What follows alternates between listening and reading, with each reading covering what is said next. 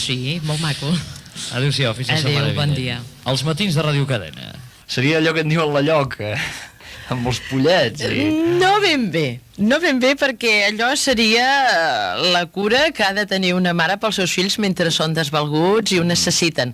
El paternalisme, com dèiem la setmana passada, és la sobreprotecció a la que un pare o una mare porta un fill amb l'intent, de vegades conscient i de vegades inconscient, de dominar-lo. La sobreprotecció, aquesta és la paraula potser més remarcable de tot el que dèiem la setmana passada, perquè clar, és normal que un pare protegeixi el seu fill, però arriba un moment en què, en fi, que no li pot estar sempre a sobre. No, i que l'ocellet ha d'aprendre a volar amb les seves pròpies ales. Llavors el que passa amb el paternalisme és que el missatge que li dona aquest pare paternalista és: tu no saps volar sol, tu no sabràs mai volar sol, tu necessites les meves ales per volar. En canvi, el fer de pare seria: tu tens unes ales, un dia seran fortes, i aquestes ales un dia sabran volar tan bé com les meves. Des de quin punt de vista paternalista veurem avui, doncs, el tema? Sí, avui m'agradaria parlar, perquè vam parlar del paternalisme dels pares i també del paternalisme dels mestres. Llavors, avui m'agradaria parlar del paternalisme que es dona en la religió. Perquè és important i de vegades d'això no ens en donem compte. Sí, de fet, la paraula pare surt contínuament als àmbits religiosos, almenys per aquí, perquè ja per començar Déu és pare, el màxim representant de l'Església és el Sant Pare, i resulta que, a més, en els capellans diguem pare.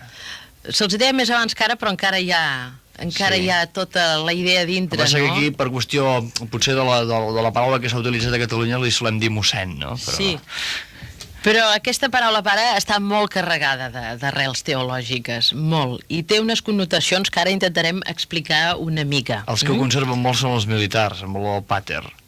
Continuen dient-li pater. Sí, això sí.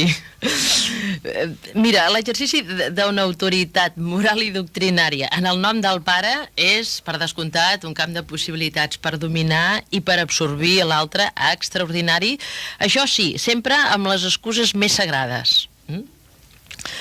Ara bé, en el cas de la religió, el paternalisme que recordem, és aquesta sobreprotecció amb una finalitat inconscient de domini, és una mica més greu perquè és la túnica amb la que es revesteix el paternalisme, però li posa un revestiment que és la salvació.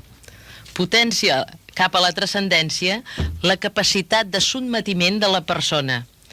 I llavors el que passa és que facilita el desenvolupament de l'amor possessiu, que precisament és la negació de l'amor.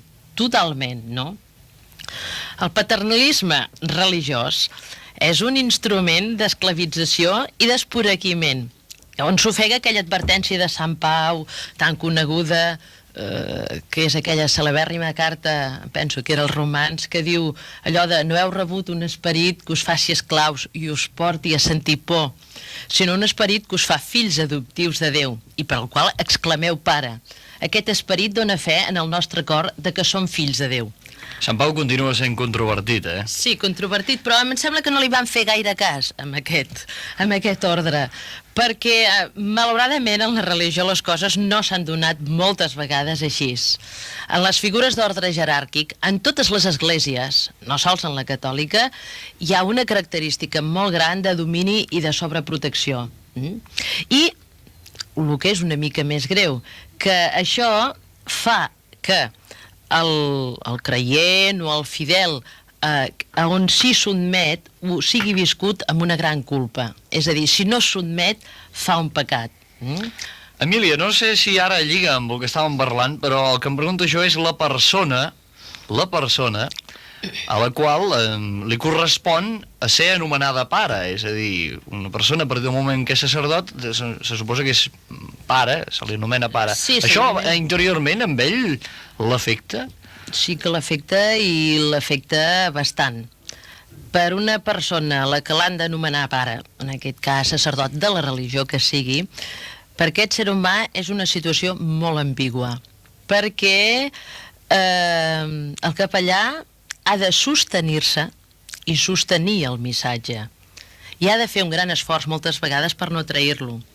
I passa moltes vegades que aquest capellà, pastor, diguem-ne el que sigui, està sempre tentat per dir, i ho fa inconscientment, no el que ell ha vist i entès vora de Déu, sinó vora dels seus propis pares. És a dir, sense adonar-se'n, parla moltes vegades inconscientment des del seu fons propi. Això portaria per preguntar, doncs, tornar una mica al paternalisme dels pares reals, no? Els pares biològics d'una persona.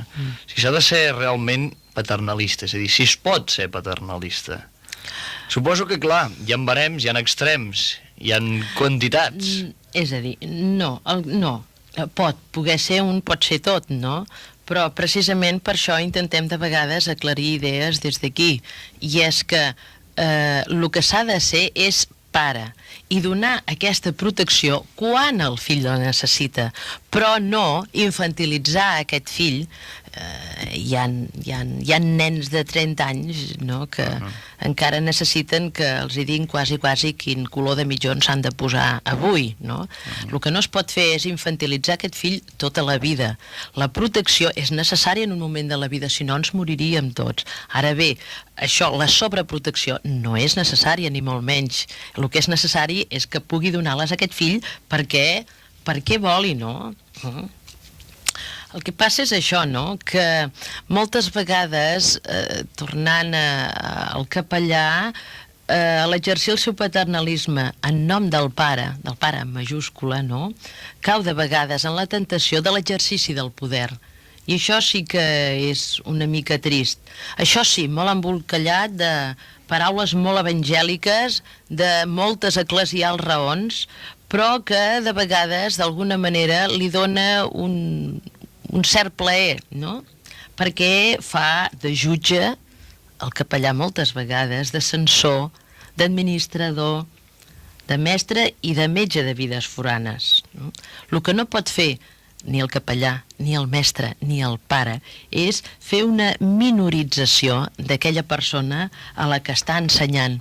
D'alguna manera, mira, el pare seria, diríem, a veure, l'intermediari de la vida en el fill. El pare és qui a través d'ell és portat al món i qui el pot ajudar quan ell és desvalgut.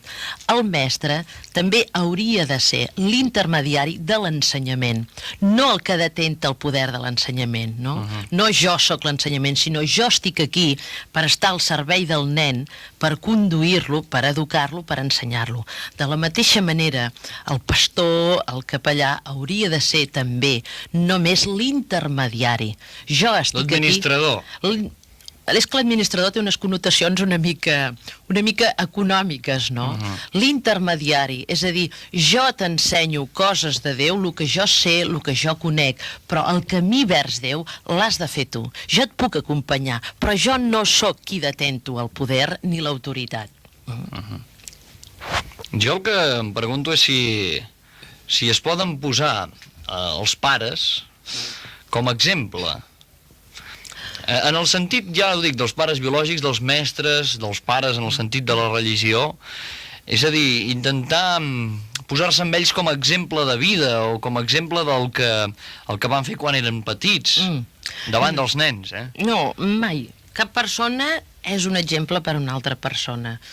Cada un de nosaltres tenim alguna molt valuós i és que som únics. És veritat que des del naixement nosaltres prenem models perquè els necessitem al voltant nostre, de manera de comportar-nos, però aviat hem de deixar aquests models per complir la nostra vida personal, perquè un bon pare, una bona mare, no ha de retenir mai un fill. El que fa valuós un ser humà és la seva llibertat creadora, és la seva llibertat per fer innovacions i no la submissió a un altre. Mira, el fill pensa dels seus pares quan és petit que són sers excepcionals, quan en realitat els pares només som, o hauríem de ser, sers d'amor. Res més, que facilitin les coses, però no que les imposin. Hi ha una cosa anomenada, no sé si correctament o incorrectament, el principi d'autoritat. Aleshores, clar, sembla que els pares són els que guien la família. hem d'entendre. Aleshores, hi ha una autoritat. Com s'ha de fer servir aquesta autoritat? Sí, però perquè una mira... cosa seria el pare autoritari i l'altra seria dir el que passa llargament del que fan els seus fills. Això és una altra cosa. Això és de vegades amb l'excusa de que jo no sóc autoritari, és no preocupar-se'n. Ara, tu has dit, guien. El que guia és qui acompanya a un altre per un camí, no el qui li imposa aquest camí, que és una cosa molt diferent, no? Ara bé, un pare, si és verdader pare, o una mare, si és verdader pare, ho ha de fer només fins al dia en què el fill, sentint-se autònom, declara que ell ja s'encarrega d'ell mateix. Assumeix el seu desig i l'afirma, inclús cara a les reticències dels seus pares. El fill s'ha de separar dels seus pares per conquerir la seva llibertat, i és d'aquesta manera que honora el seu pare i a la seva mare, tant si ells ho comprenen com si no ho comprenen, tant si estan d'acord com si no estan d'acord. Els pares sants, que estimen els seus fills, la millor manera d'estimar-los i la millor manera aquests fills que tenen d'honorar els seus pares és seguint el propi camí, és sent ells mateixos, no sent una còpia dels pares, no sent algú que es mira com en un mirall i és una reproducció, sinó que cada fill és únic, no? Cada persona és un món. Els pares sants que no tinguin por. Si ells han estimat els seus fills, aquests fills, perquè els hi han donat amor, en rebran. Ara, el que no poden fer els fills que han estat mal estimats, per no dir no estimats, és tornar en uns pares allò que aquells no els hi van sembrar i no els hi van donar. Això és el que no pot fer mai un fill. El paternalisme, avui, en aquesta taula, al damunt d'aquesta taula. Mira, penso que una cosa, que quan un fill se'n va de casa per seguir el propi camí, no peca contra ningú, ni contra Déu ni contra els seus pares. Jo diria que anant a l'arrel del ser humà hi ha un sol pecat, que és no seguir el propi camí. És a dir, no ser un mateix, no ser tu mateix. I el que fan els pares amb la seva sobreprotecció, volent que els fills siguin calcats amb ells, és fer això, un calco, però no ajudar a un ser humà a tenir aquella unicitat que tots hem de tenir, no? Jo, no sé, una mica per resumir, diria que a l'amor autèntic, a l'amor més ampli, és aquell que no nega la separació, al contrari, la reconeix, perquè el que fa un pare volent fer un fill igual que ell és com dir-li, tu estàs enganxat a mi, tu ets el que dèiem, ets calcat a mi. No, el pare, la mare, ha de reconèixer que hi ha una separació, que el fill és diferent. És aquell que no nega la individualitat, que no nega la incomprensió, que no nega els desacords, inclús que no nega els conflictes, inclús les ruptures, sinó que ho reconeix, no? Emília Ros, psicòloga, què és una família unida? Una família unida... Diuen, és que som una família molt unida. Depèn de qui ho digui. Poden haver-hi diferents lectures. Moltes lectures poden haver-hi. El que et diria és que una família unida no és una família uniforme. Una família unida seria la família que s'estima, però que es respecten, però que cada qual fa la seva i segueix el seu propi camí. I aquests pares ajuden aquests fills a seguir el propi camí. És el que et deia, una família unida no és una família uniforme, una família que poden haver-hi conflictes, que poden haver-hi ruptures, que poden haver-hi malhumors, però que està per sobre de tot això perquè cada un d'ells es posa en lloc de l'altre i diu, sí, potser és veritat que en aquest cas jo no tinc raó o que ell no la té, no? No és una família que no passa res, sinó que passen coses, però que aquestes coses es poden reconèixer i reconeixent la individualitat de cada un, perquè si ens poséssim una mica en el lloc d'aquell, no sé, jo l'altre dia pensava en els nois i noies que arriben a casa i el primer de vegades que els diuen és vinga, va, a fer els deures. Què ens semblaria, als pares i mares que treballem, que quan arribem a casa algú ens manés, i ens manés amb tota l'autoritat que tenen els pares sobre nosaltres quan som petits, vinga, va, continua treballant. Per exemple, no? És a dir, se li ha de reconèixer al noi, se li ha de reconèixer a la noia, doncs que ara no en té ganes i que potser en tindrà d'aquí mitja hora o de quina hora. O, per exemple, a l'hora de menjar. S'ha de reconèixer la individualitat del fill. És que nosaltres tenim cada dia la mateixa gana? Que no. És que de vegades ens ve de gust una cosa i de vegades ens ve de gust una altra. Per què als nois no se'ls hi ha de reconèixer aquesta necessitat de que un dia no tenen tantes ganes d'allò? No, se'ls ha d'embutxar, no? Bueno, això seria també la sobreprotecció. Hi ha molt a dir amb tot això. Sobreprotecció i paternalisme.